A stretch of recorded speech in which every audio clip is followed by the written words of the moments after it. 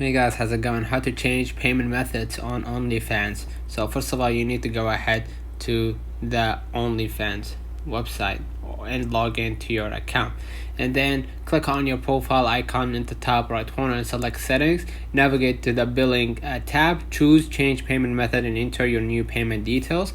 Ensure to save any changes you make. That's it. Let me know in the comments if this video helped you. Don't forget to like and subscribe, and thank you for watching.